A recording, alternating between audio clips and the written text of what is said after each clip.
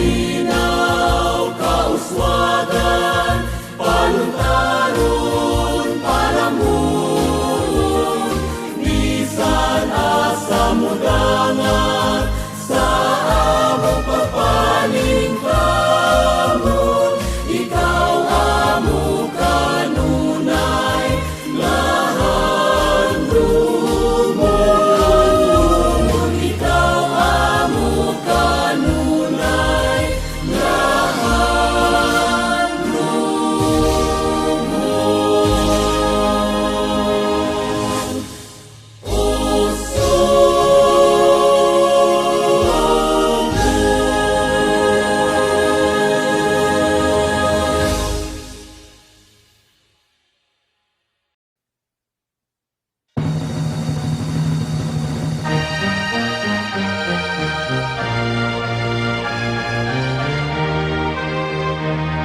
Mabuhay ka sa salangit, ang lalapit ang Southern Leyte.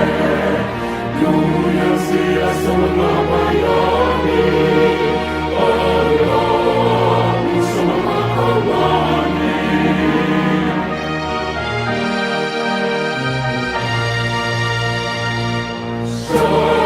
Southern Leyte, Southern Leyte, lugar namong minahal. Inautunta mga uswang sa Ginoo, sa langit ikaw ang raon, sa imong Panginoon naroon ka, sa mga mulupyo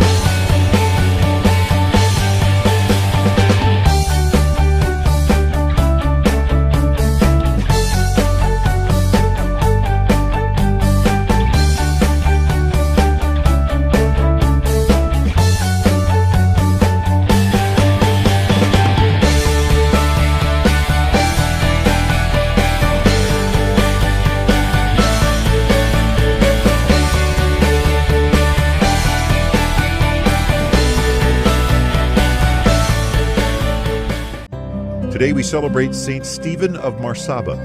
A do not disturb sign helped today's saint find holiness and peace. Stephen of Marsaba was the nephew of Saint John Damascene, who introduced the young boy to monastic life beginning at age 10. When he reached 24, Stephen served the community in a variety of ways, including guest master. After some time, he asked permission to live a hermit's life. The answer from the abbot was yes and no. Stephen could follow his preferred lifestyle during the week, but on the weekends, he was to offer his skills as a counselor. Stephen placed a note on the door of his cell. "Forgive me, fathers, in the name of the Lord, but please do not disturb me except on Saturdays and Sundays." Despite his calling to prayer and quiet, Stephen displayed uncanny skills with people and was a valued spiritual guide. His biographer and disciple wrote about Stephen, "Whatever help, spiritual or material, he was asked to give, he gave. He received and honored all with the same kindness. He possessed nothing and lacked nothing. In total poverty, he possessed all things." Stephen died in 794.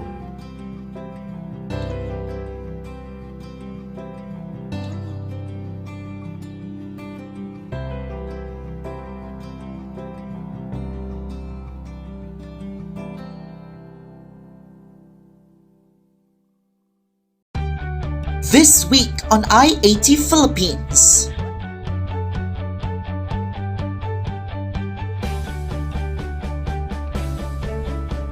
The comparative analysis of the two paintings depicting how the ancient Filipinos were Christianized. Which of these two paintings is true? The whole answer will be thoroughly discussed in our Trivia Express segment.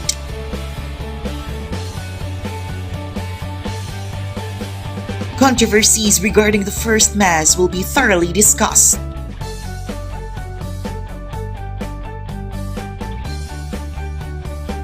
The list of Christian holidays and obligations which are declared a law will be revealed.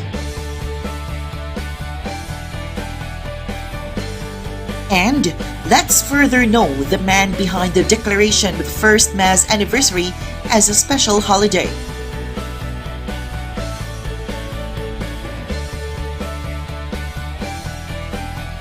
These and more on IAT Philippines.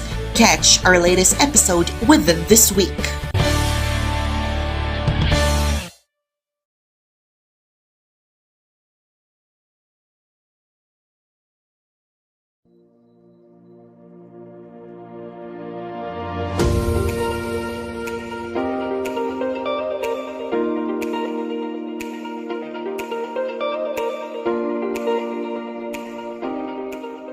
Today on the program,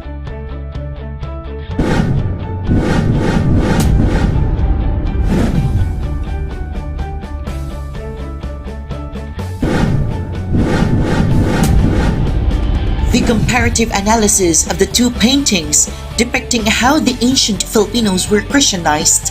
Which of these two paintings is true? The whole answer will be thoroughly discussed in our Trivia Express segment.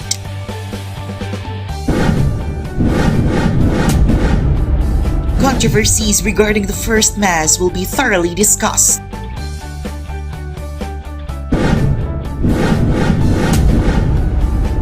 The list of Christian holidays and obligations which are declared a law will be revealed. And let's further know the man behind the declaration of the first Mass anniversary as a special holiday.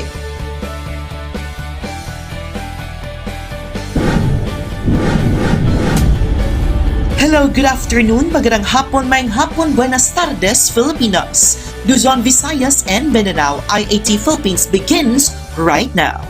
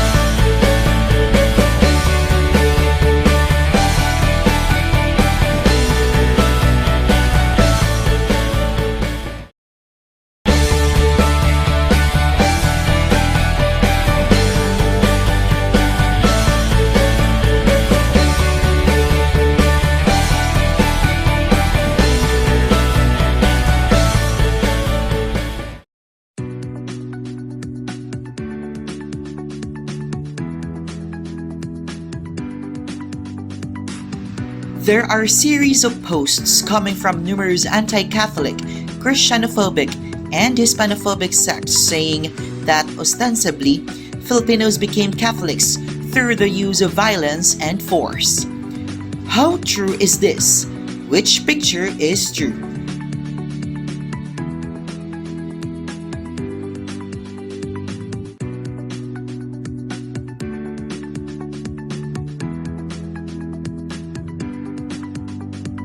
Let's begin with painting number 1. Painting 1 was not in a Philippine setting, but rather a Mexican setting, where the battle between the native Mexicans and the Spanish conquistadores took place. That is, the Tigex War. As we look closely on the background of the painting, those are adobe houses which are made with thickened mud and commonly seen in Spanish-speaking countries like Mexico and Chile, while most of the ancient nipa houses in the country were only made of light materials like palm leaves for the roof and bamboos for the walls, foundations, ladders, and the like. The other thing is, the battle took place in the desert, which definitely contradicts with the pre-colonial Philippines, where majority of its places were forests.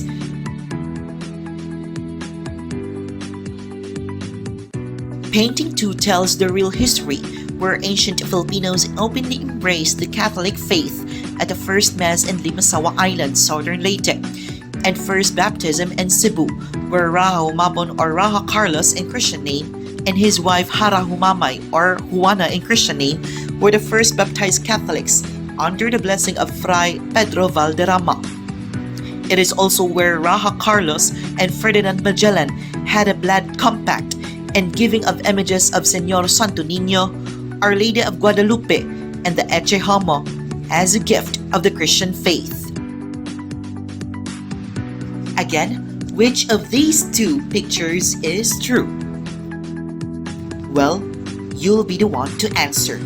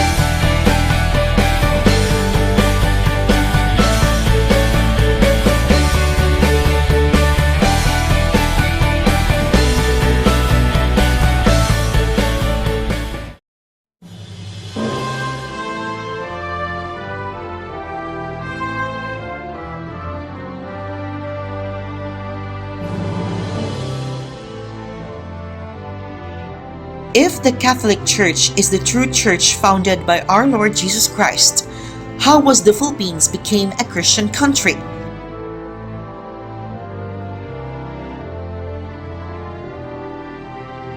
This will be thoroughly answered through this argument written by a Catholic faith defender based from Southern Leyte, Brother Noel Bernales Risma.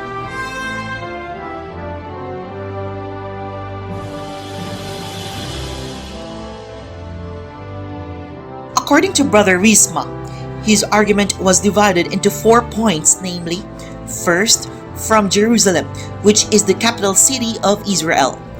Second, from Jerusalem to Rome, which is now the capital city of Italy and also part of the Vatican City. Third, from Rome to Spain, and then lastly, from Spain to the Philippine soil.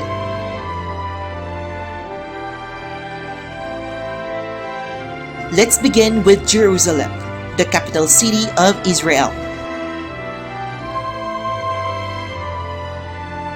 Jerusalem is the place where Christianity was originated.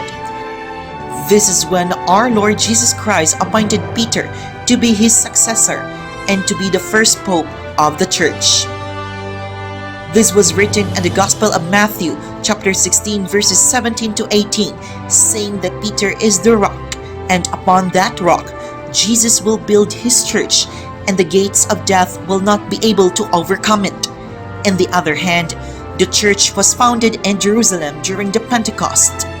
This was written in the Gospel of Luke, chapter 24, verse 47, and in the book of the Acts of the Apostles, chapter 2, verses 1 to 4.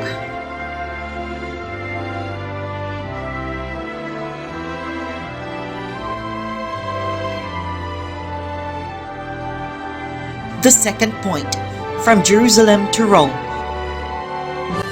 Geographically, Rome is the capital city of Italy and part of the Vatican City. It was actually the will of Jesus that Christianity will be transferred to a place where people believe in his existence. These are the non-Jewish people. Although both Judaism and Christianity are quite connected with Abraham or the Abrahamic religions, these two religions always have a conflict regarding belief systems, where Jews only believe in the Old Testament, particularly with the Law of Moses, or the Ten Commandments, where these were written in the books of Exodus and Deuteronomy. These are actually part of the first 5 books of the Bible named the Pentateuch, while Christians believe in both Old and New Testaments. The transfer of Christian religion from Jerusalem to Rome was written in the Gospel of Matthew, chapter 6, verse 10, and in chapter 21, verse 43.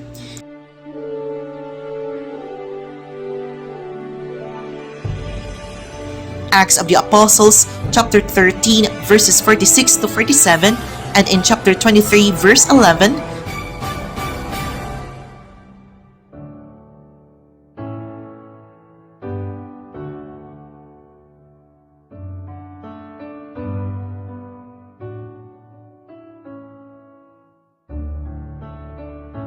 and in Rome, chapter 1, verses 7 to 8.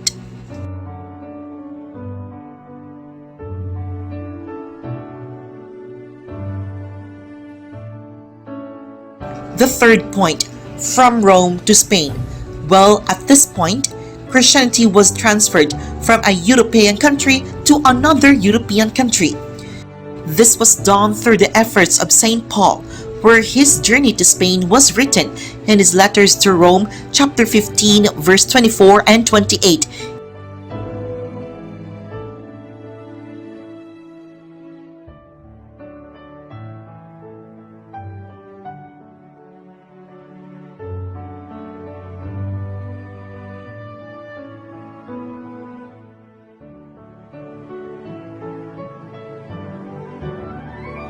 And in his first letter to Timothy chapter 2, verse 7.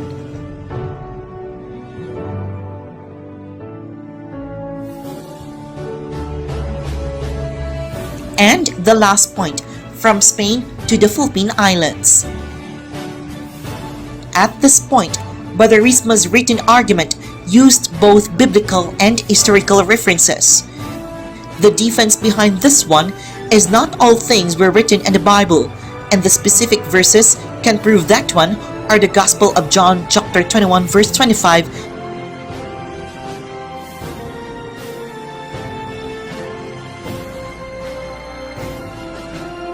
and Job chapter 8 verse 8. Through these written verses, we can furtherly conclude that the Protestants' Bible alone doctrine can be furtherly objected. To become objective is to argue using facts, while to become subjective is to argue using opinions.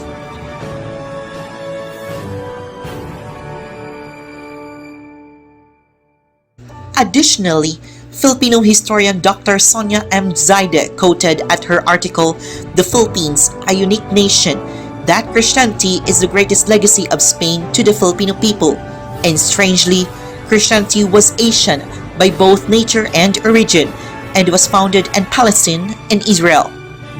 Historically, the Philippines was named by Ruy Lopez de Villalobos in honor of King Philip II. That's the reason why the Philippines was accidentally discovered or discovered by mistake by Portuguese explorer Fernando Magallanes or Ferdinand Magellan. His expedition began at Malhon, or the present Amonhon, and Tandaya, the present Samar. In accordance with Republic Act No. 4221 of 1965, Samar, or formerly called as Samal, Ibabaw, Sibabaw, and Tandaya, is divided into three parts, namely, the northern part where its capital is Catarman, the eastern part with Borongan, and the western part with Catbalogan. Moreover, Republic Act No. 5650 of 1965 was passed approving that the western part will bear the name Samar, not anymore Western Samar.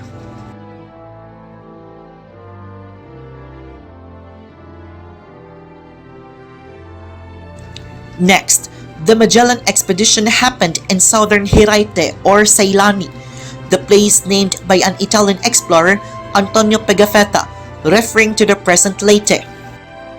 In accordance with Republic Act No. 2227 of 1959, the southern part of Leyte will have its separate province, having Maasin City as its capital, while the northern part will remain as Leyte, having Tacloban as its capital city. Third, and Zubu, the present Cebu.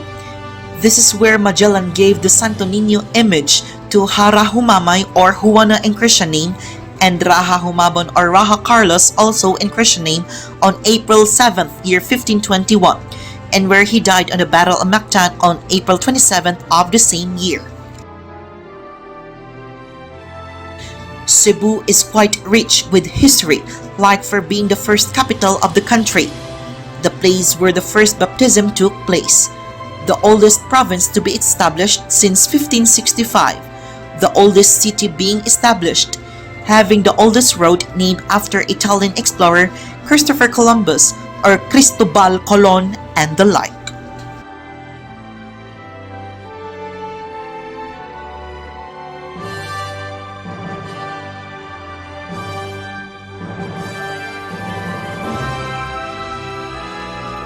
More stories coming on your way when IAT Philippines returns.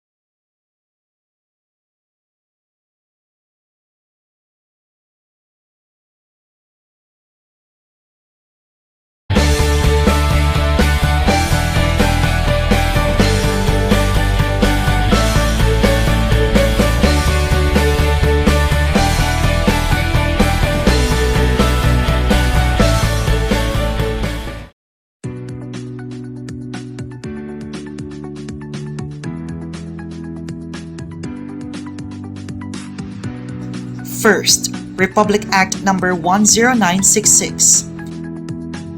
Rodrigo Roa Duterte, the 16th President of the Philippine Republic, declared December 8th of every year a special non-working holiday in the Philippines.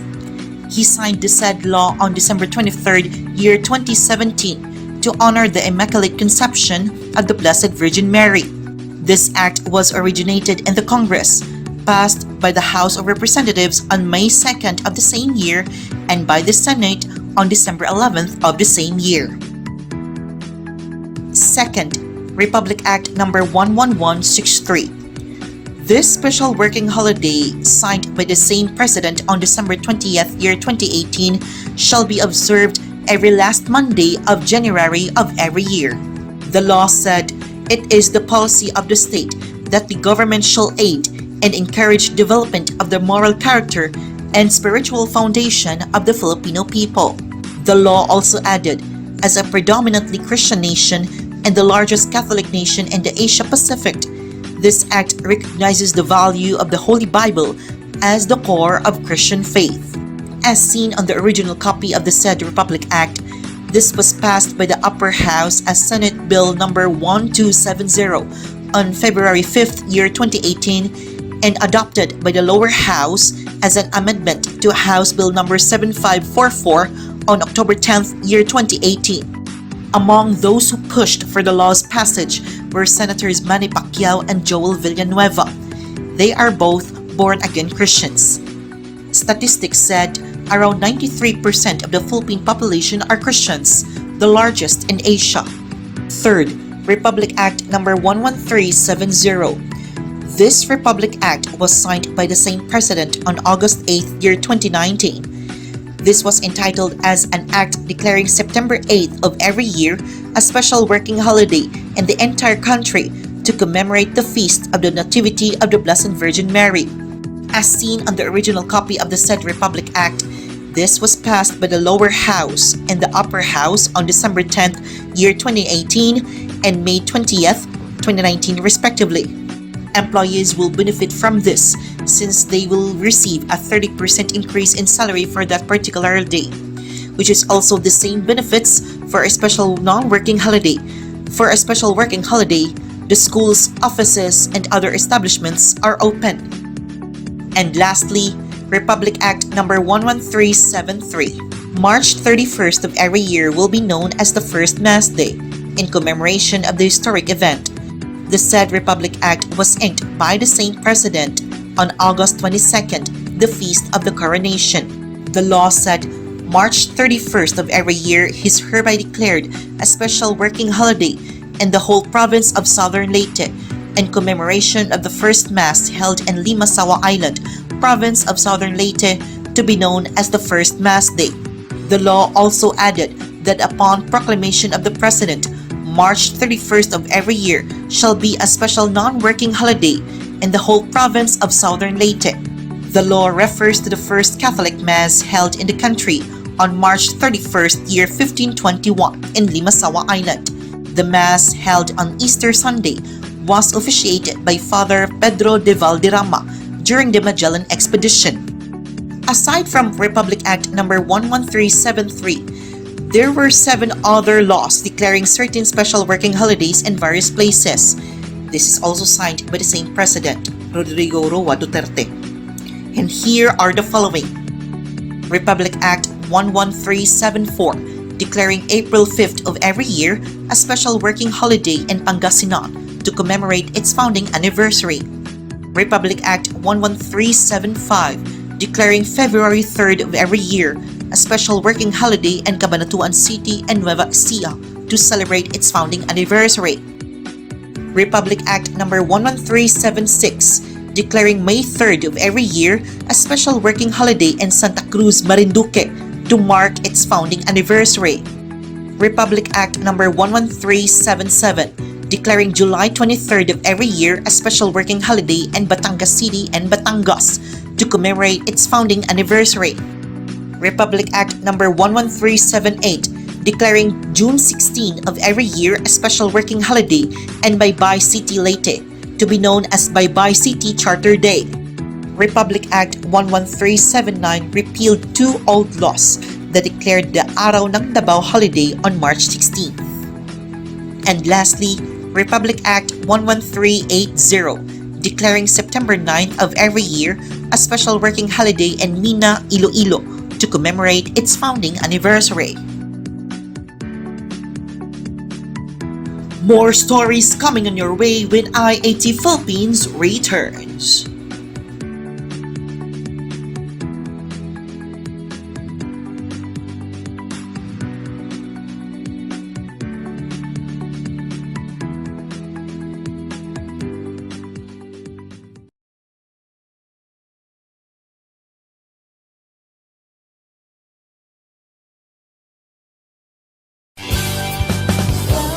Southern Leyte is a place called Southern Leyte, where Christianity marks its history. When the Magellan discovered Limasawa Island and held the first Holy Mass in 1521. You are called Southern Leyte, God's gift to everyone. Blessed with burning fields and crystal shores, home of hospitable people. Southern Leyte, Southern Leyte, a sleepy province no more. Southern Leyte, our place and our home.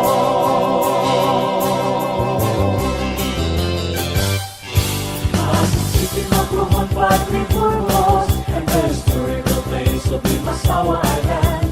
Malipot ko mas mogos buntok, sobrang ibagon. Liluan, San Francisco, Pintuyan, San Ricardo, San Bernard, San Juan, Palawan, Dinundayan, and Silago. You are called Southern Leyte, God's gift to everyone. Blessed with verdant fields and crystal shores, home of hospitable people. Southern Leyte, Southern Leyte, a sleepy province no more. Southern Leyte, our place and our home. You are called Southern Leyte, God's gift to everyone.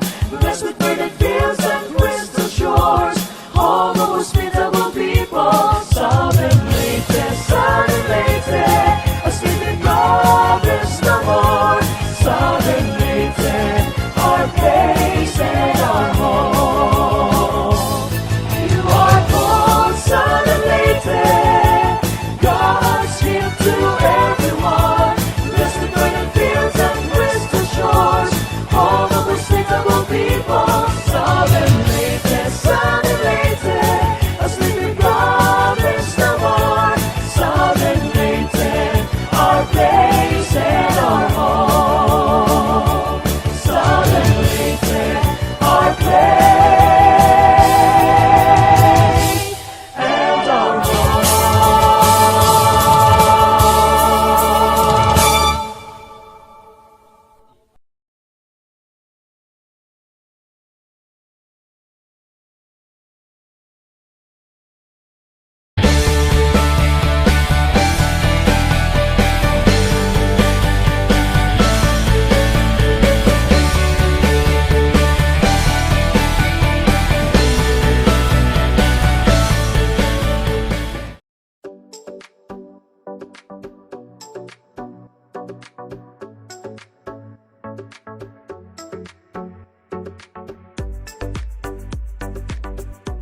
June of year 2019, the year of the youth, and the year before the COVID-19 pandemic took place. The IAT Philippines went to the historical and beautiful Limasawa Island in Southern Leyte. Before we proceed to our destination proper, we prepared our own provisions first. The food, the bags containing our extra clothing and other personal belongings, the service vehicle to use, the amount of money to be used for the motor banca fare, for the room rental, for the entrance fee and the like. While we had our way coming from Barangay Inigian in Tomas Apos Municipality to our destination proper, we crossed first the following municipalities located in Southern Leyte. By the way, we rode a service vehicle owned by Kuya Ringo. When our service vehicle arrived at the motorbanca port located in Padre Burgos Municipality, we rode a motorbanca having its navigation to the Limasawa Island. While the navigation is ongoing that day, we had a picture taking inside the motorbanca.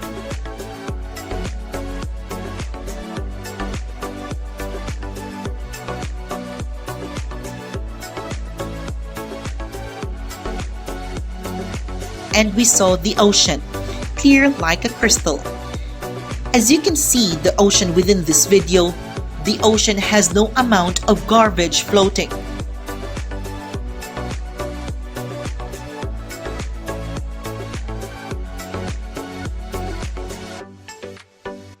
When IAT Philippines finally arrived at the said historical island, we rested first inside the Salonia Beach House, where we spent our vacation for 2 days and 1 night.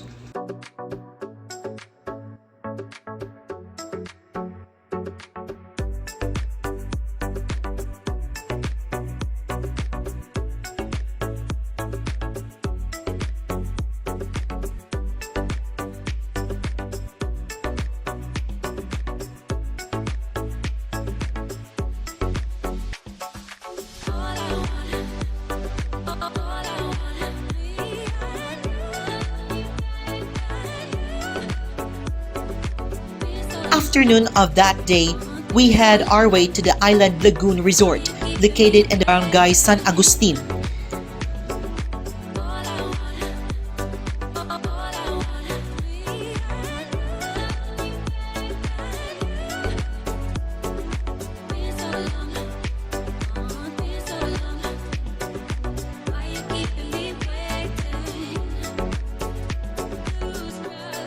At the top of it, you can see their iconic solar light tower.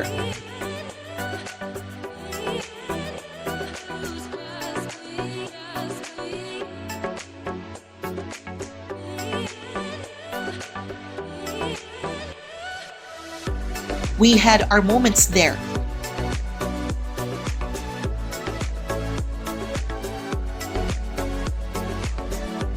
In order for you to successfully swim at the crystal-like ocean, you're going to walk first at the risky stairway. As you can see in the video, the stairway is made of cement and bamboo woods.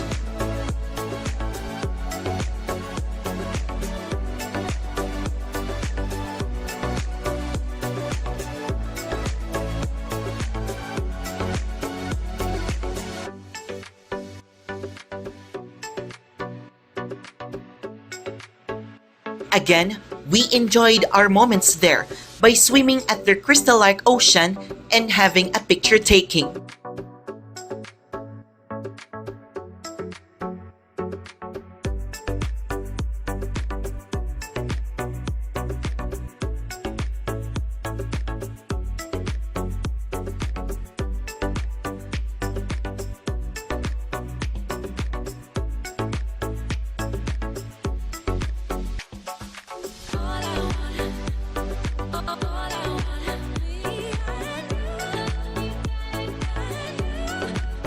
Then we had our next trip to the historical First Mass Monument.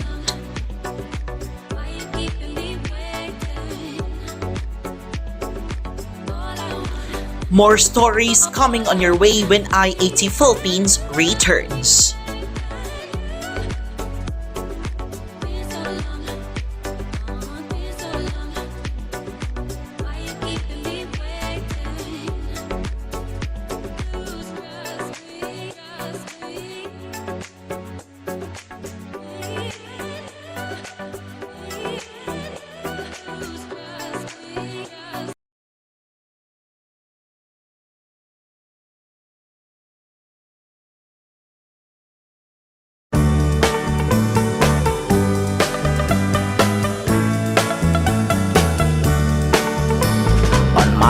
1521, when Philippines was discovered by Magellan. They were sailing day and night across the big ocean until they saw a small Limasawa Island.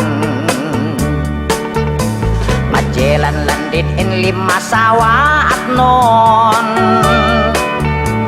The people met him very welcome on the shore.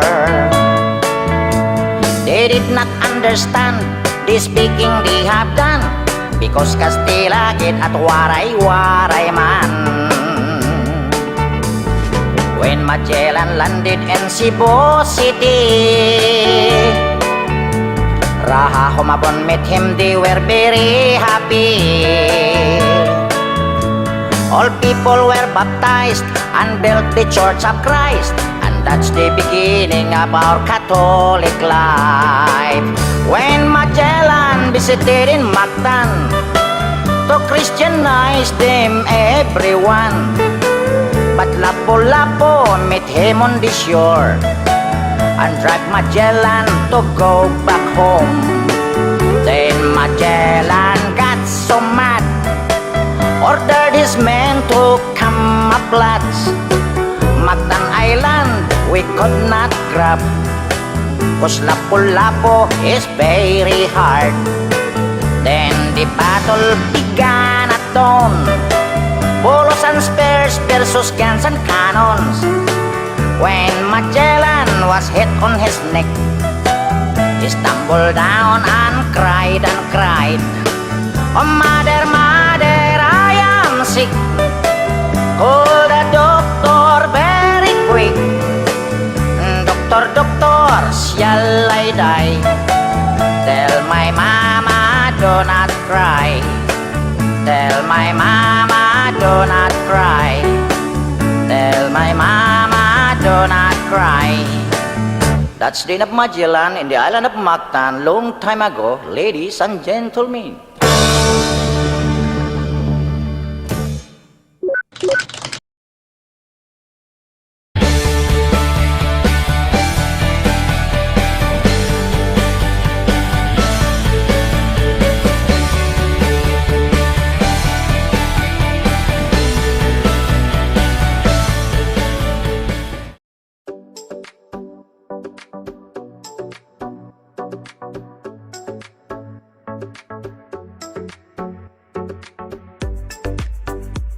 Today, March 31st, is the anniversary of the first Catholic Mass, which took place in the island of Limasawa in Southern Leyte. Amid the declaration made by the National Historical Institute, or the NHI, National Commission for Culture and the Arts, or NCCA, and the University of the Philippines, or UP, on April year 1997, debates and arguments regarding the exact location where the first Mass was took place is still existing. To further answer this undying debate, please stand by as we about to present you all the controversies behind the history of the first Mass, and then to be followed by some rewind video blogs showing you all our experiences having our last moments in Limasawa Island.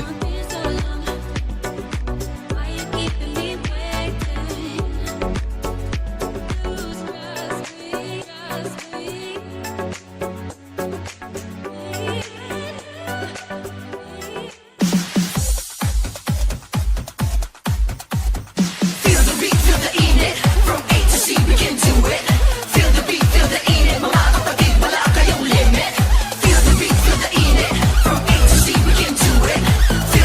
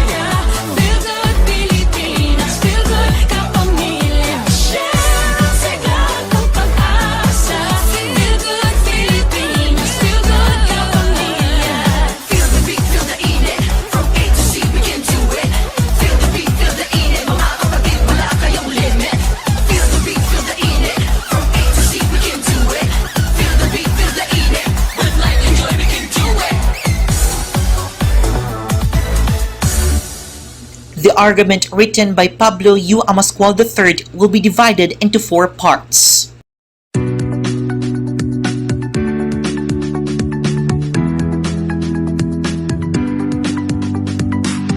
The Truth About the First Christian Mass in the Philippines, written by Pablo U. Amascual III.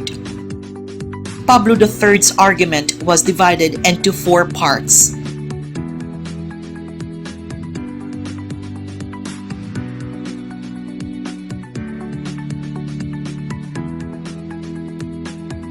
And let's begin with the controversies. The second part, the evidences for Masao. The third part, evidences for Limasawa. And the last part, the summary and the conclusion. More stories coming on your way when IAT Philippines returns.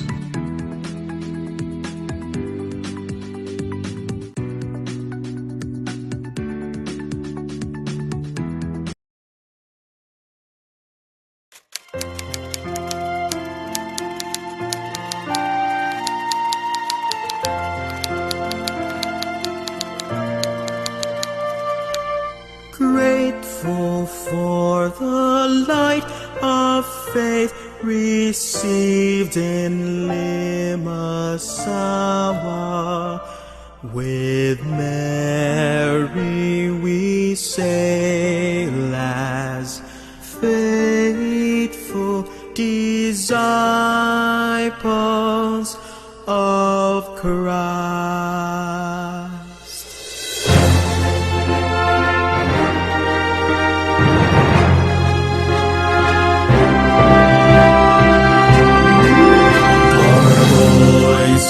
We raise in thanksgiving unceasing. Our hearts join our islands and seas in rejoicing. Grateful for the light of faith received in Limasawa. With Mary we sail as faithful disciples of Christ.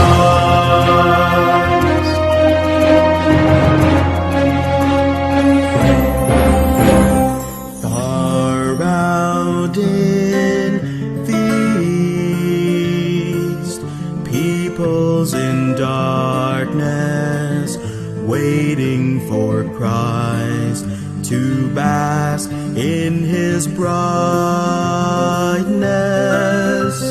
Storms and rough seas sank, not the big galleons. One island, one land, Christ's first companions. Our voices we raise in thanksgiving unceasing. Our hearts join our islands and seas in rejoicing. Grateful for the light of faith received in Limasawa. With Mary we sail as faithful disciples of Christ.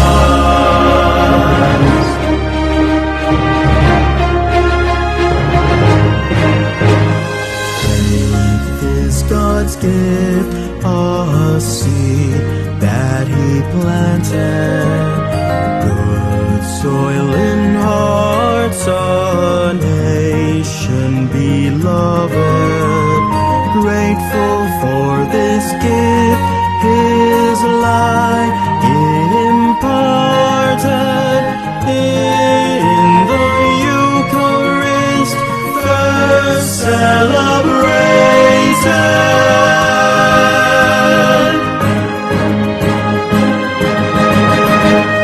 Chapels and churches in barriers so far, brave missionaries, no hardships could jar.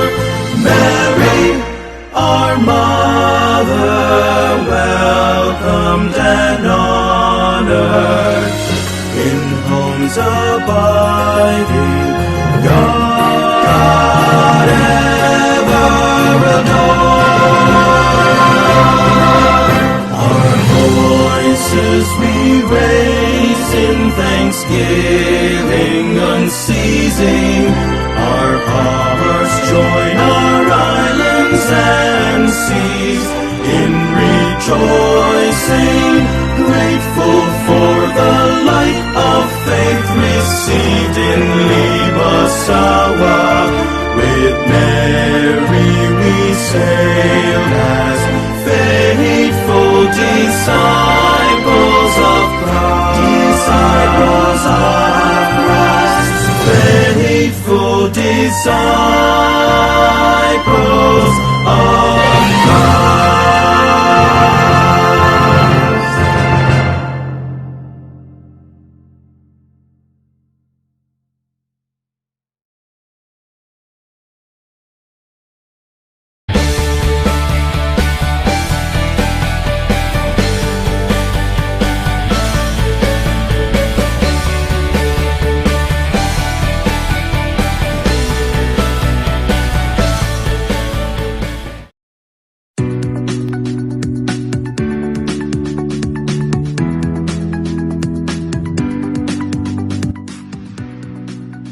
Let's begin with the controversies.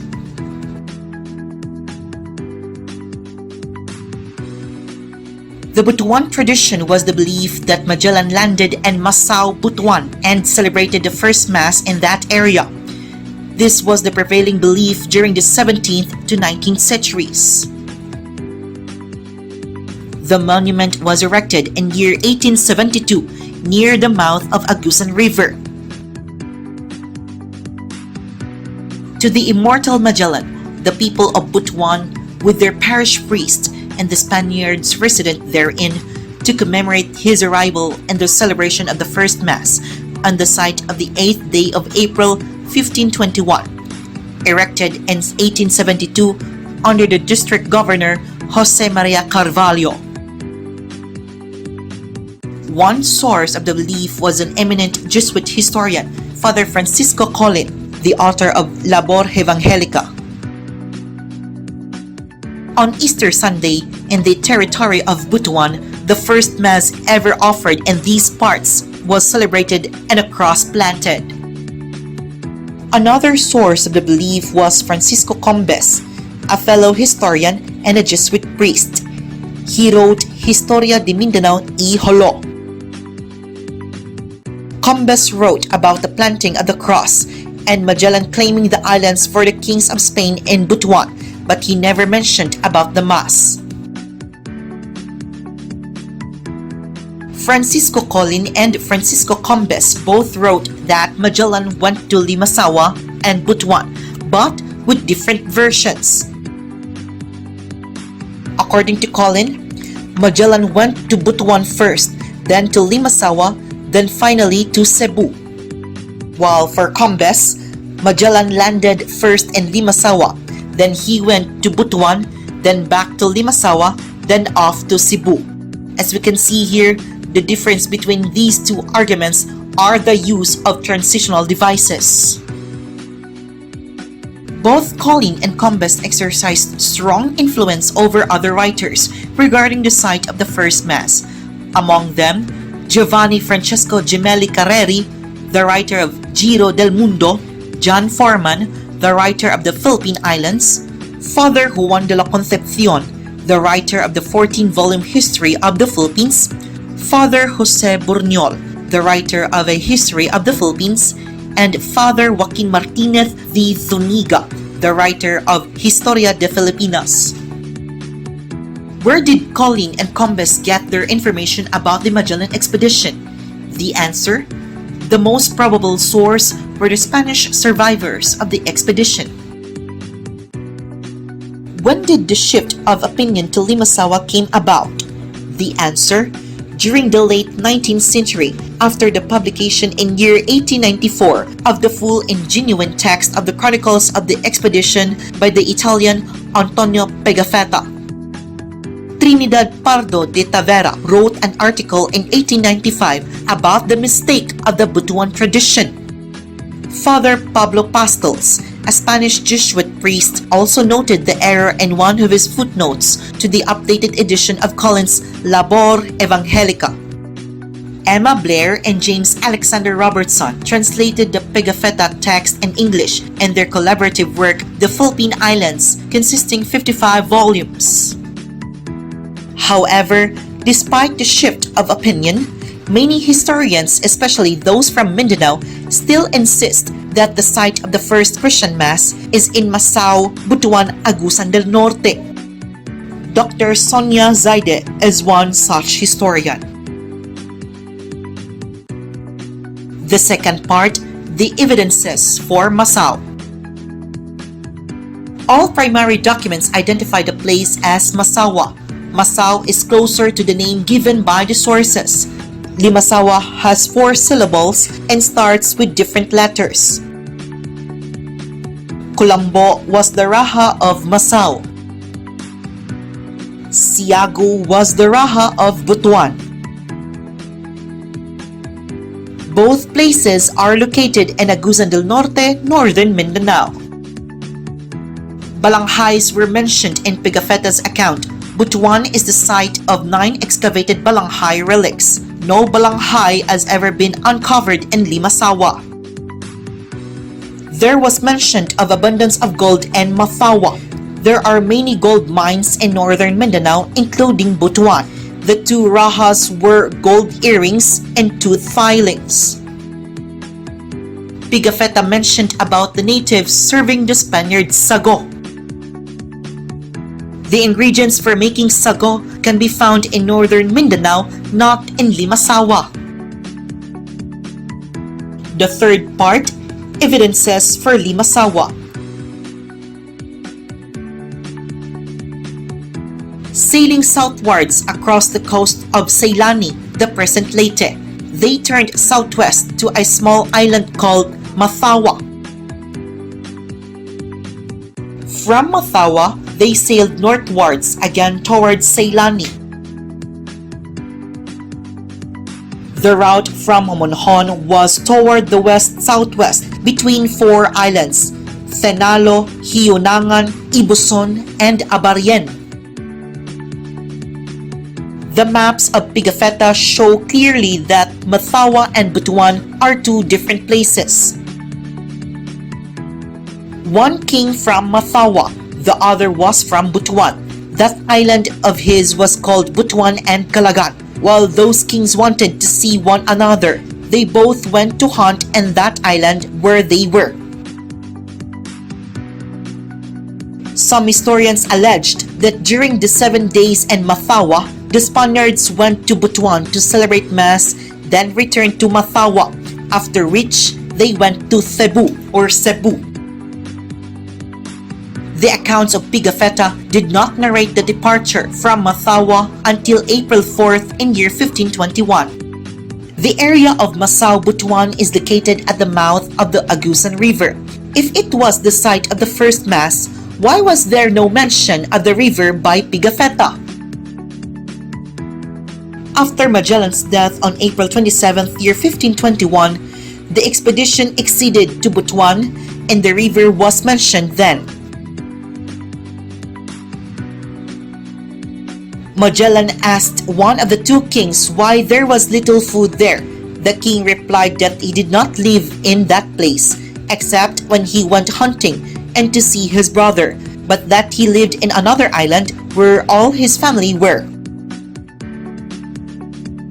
Magellan asked the 2 kings where to get more abundant supplies of food were available in the island. If they were in Butuan, they would have been abundant supply of food, but they were in Limasawa where food was limited during the hunting trip.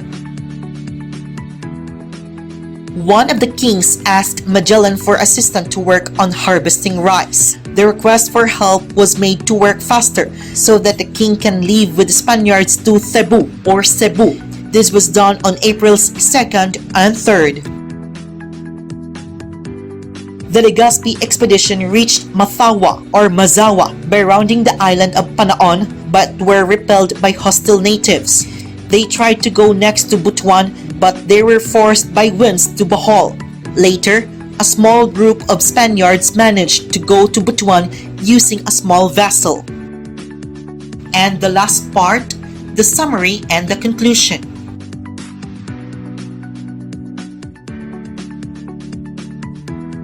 Both sides of the issue allege that the Magellan expedition reached the two places, Limasawa and Butuan. Both sides agree that the first mass was held in Mafawa or Mazawa. Evidences for Masao came from unknown primary sources. Evidences for Masao are weak and logical foundation. The evidences for Limasawa came from two reliable sources. There are more evidences in favor of the Limasawa claim. The National Historical Institute or the NHI, the National Commission for Culture and the Arts or the NCCA, and the University of the Philippines or UP have officially declared in April year 1997 the site of the first Christian Mass is in Limasawa. So, to further conclude, the first Christian Mass was held in Limasawa, Southern Leyte.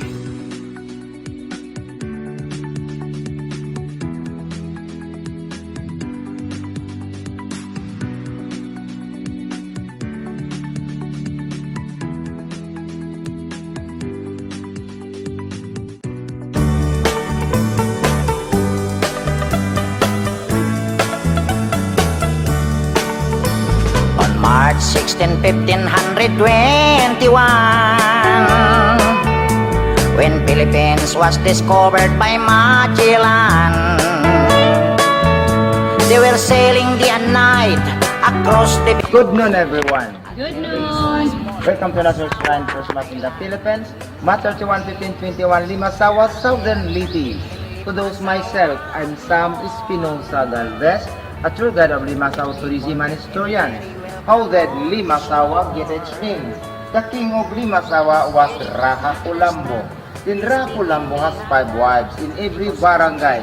Okay, namely number 1, Raina Triana. Ngayon, that is Barangay Triana. Second, Raina Pujing, her from Barangay Magallanes. The one at a big cross planted top of the mountain, that is Tribu Pujing, which changed to Barangay Magallanes, derived in the name of Fernando Magallanes or Ferdinand Magellan in English. Number 3 nga Sawa, Raina Ujaja or Peace Sanctuary, a very nice place diving area for the foreigner. San Agustin, you have Lagoon Beach, dito na mo. Bitoon Beach, Parula or Tilawi Beach, bago pang na-develop. Ika-4 na asawa, si Raina Maanyag, yung pantalan natin sa Triana, yung dungan Maanyag, San Bernardo na ngayon. Pang-5, si Raina Banday, or Municipality of Limasawa. When Magellan dito sa Limasawa Island, was the king of Limasawa Kulambo. Como si Llama esta isla? What's the name of this island? This one opinion has 5 wives, answered Limasawa, but sinulat ni Pigapita, a writer of Magellan in the book, that one, Mazawa. We consider that one in the book of Cyprus, Berlin, Gemal, Latin America. Makita natin sa internet, Mazawa. When Magellan dito sa Limasawa Island, nung unang layag, magnetic compass sa barko in coordinate of 9 degrees, 52 minutes.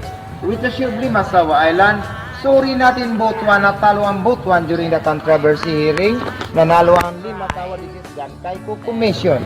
The other one, Limasawa submitted 13 evidences, ang Botuan, this is Pablo Mascual Commission. Then ang result, in its eye, National Historical Institute, NCCA, National Commission Culture and Art, UP, University of the Philippines have declared officially last April 1997 that the site of the first Christian Mass was held in Limasawa Island, not in Botuan. Gideclared ni siya Republic Act 1722, Limasawa declared as a tourist zone in Southern Leyte. Ngayon, gideclared ni Duterte as a holiday. Every March 31 in Southern Leyte, holiday na tayo, maraming project si Duterte, pantala natin. 150 million is still going on. Circumference road, 101 million is still going on concreting. Solar natin tapos na 55 million. Yun ang ating malaking cross, the second cross planted by Magellan. Mag-elevator na tayo sa itaas at cable car na tayo pababa this coming 2021. Preparation for the coming of Santo Papa 2021 here in Limasawa Island in Centennial. More stories coming on your way when IAT Philippines returns. All people were baptized and built the Church of Christ, and that's the beginning of our Catholic life. When Magellan visited in Mactan to Christianize them and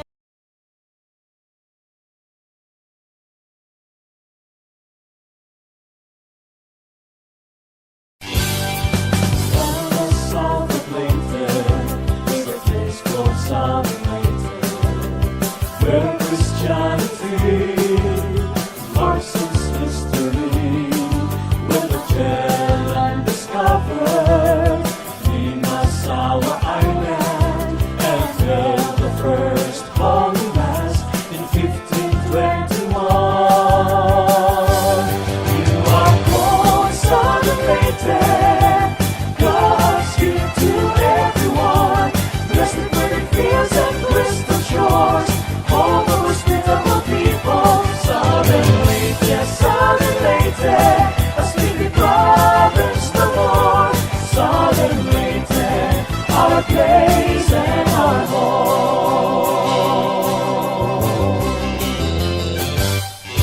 Pasig City, Magruhon, Padre Burgos, and the historical place of Limasawa Island. Malipog ko mas mogos buntok, sobrang ibagon.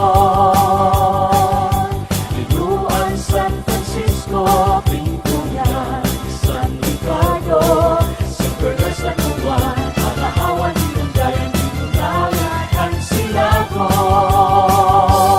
You are called Southern Leyte, God's gift to everyone.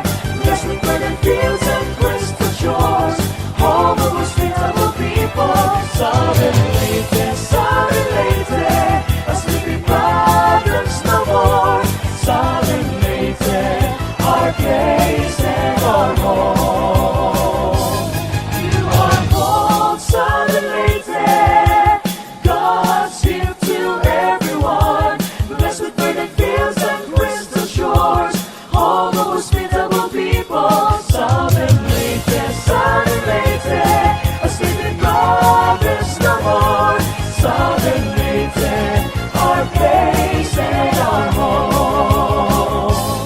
You are called Southern Leyte, God's gift to everyone. Blessed with verdant fields and crystal shores, home of hospitable people. Southern Leyte, Southern Leyte, a sleeping province no more. Southern Leyte, our place and our home. Southern Leyte, our place and our home.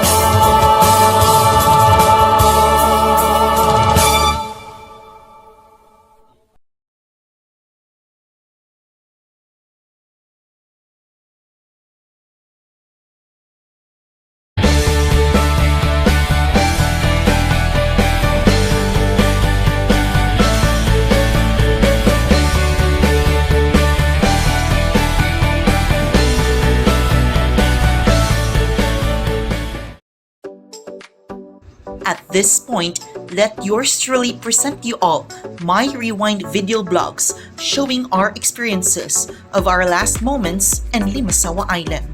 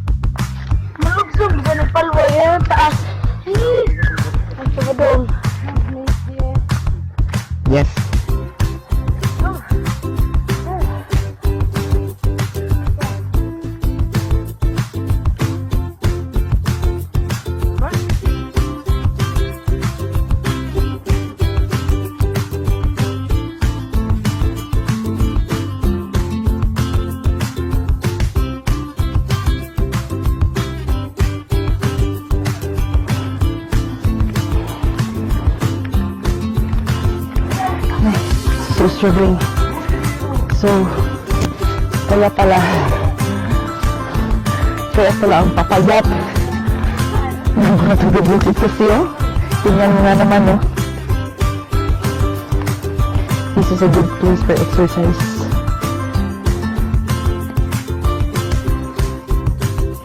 So, ito po yung naging last day namin dito.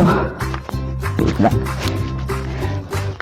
Nahirapan akong umakyat dito sa Limasawa Island.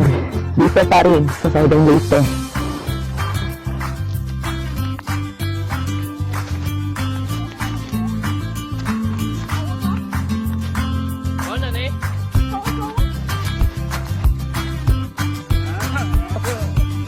Give up na ka kaya? Give up na ka?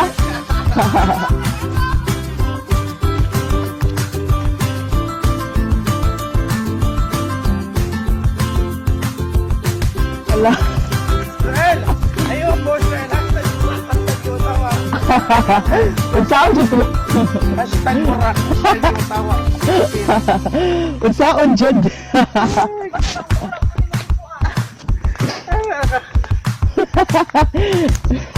Pati itong mga kasama ko sa likod nahihirapan na rin. Nahihirapan na rin.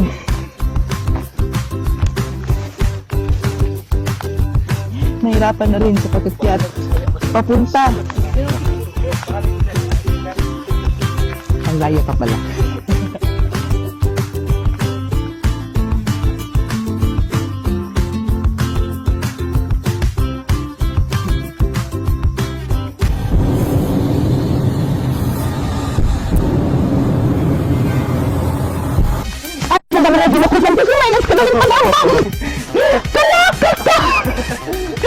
Kaloka ka, ginulat mo ko! Kala ko pang ano, nakaloka ka.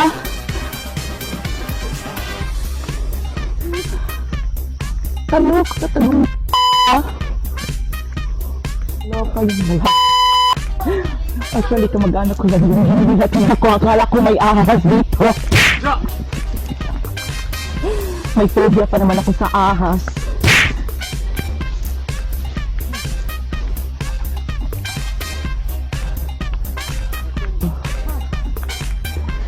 Struggle is real na. Mukhang mababawasan na nga kami ng ilang carbs dito.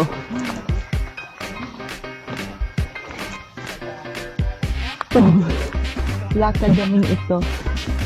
Mako-consider ko na bilang isang productive one kasi nga pinaparisan kami. Mukhang mababawasan na kami ng ilang carbs nito.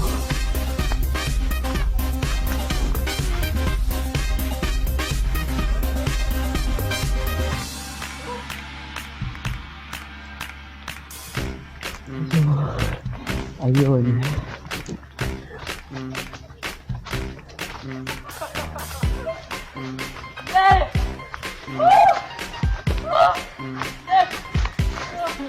Salamat, Lord! Salamat kita.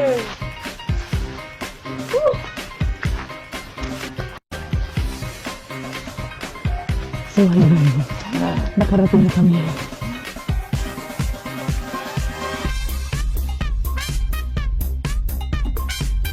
So, ayun. Thank you, thank you.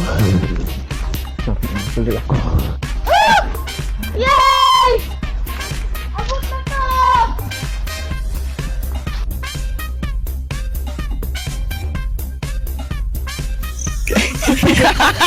Gaba ka. Bilin man.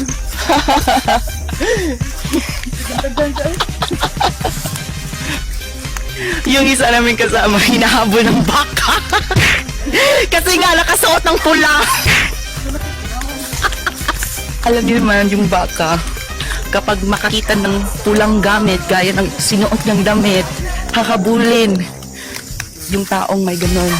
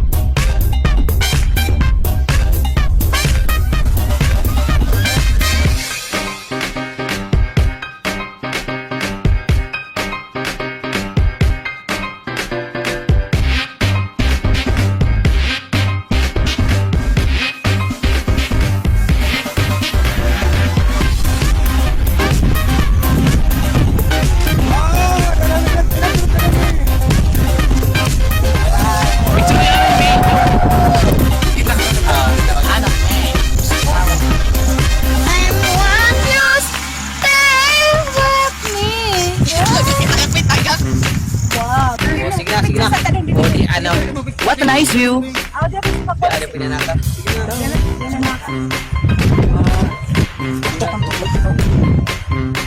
Kasama ko, ayun.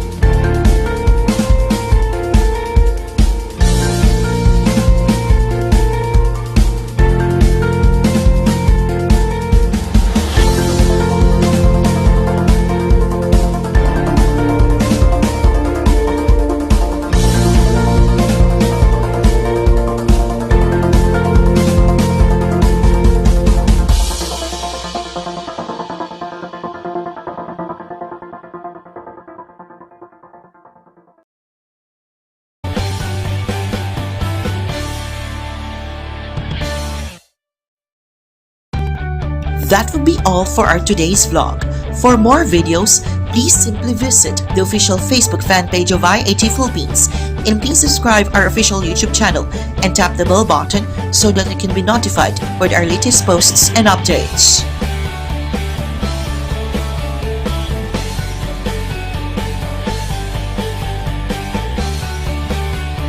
This has been yours truly, VJ Pendleton Thompson. Yes, you heard it right and you see me right. Luzon, Visayas, and Mindanao, we're ready for our next adventure. Hasta la vista, cuídate.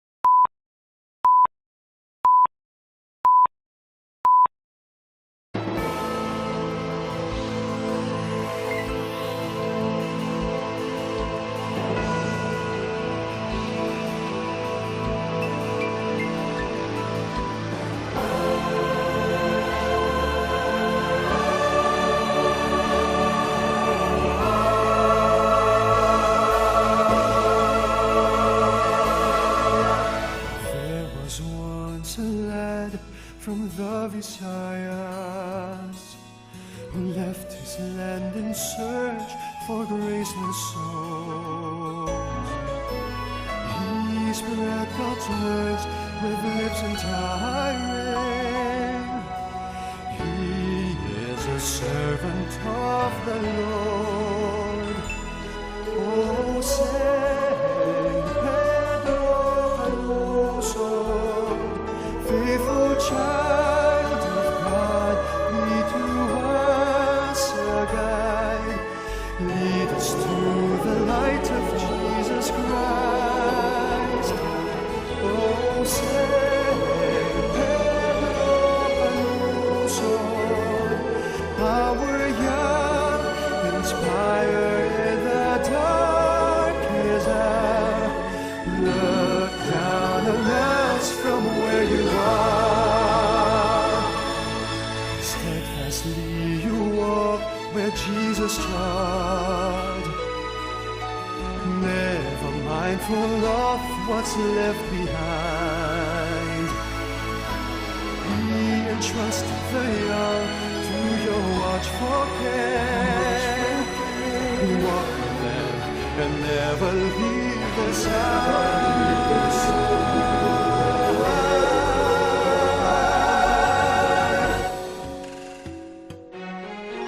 You chose to die with Padre Diego, but your faith in God remains undying. Be to us a true companion when at the end of closes in. Oh, sing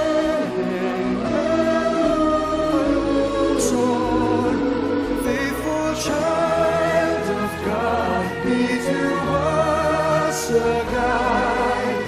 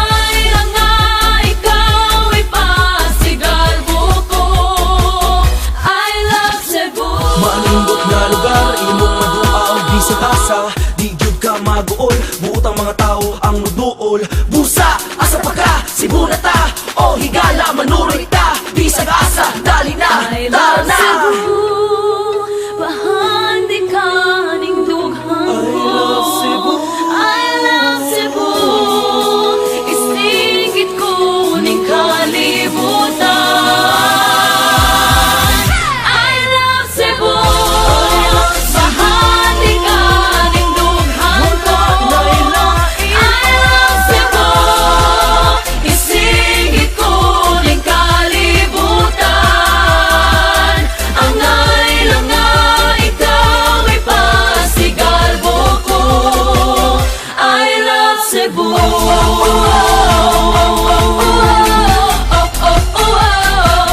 I love Cebu.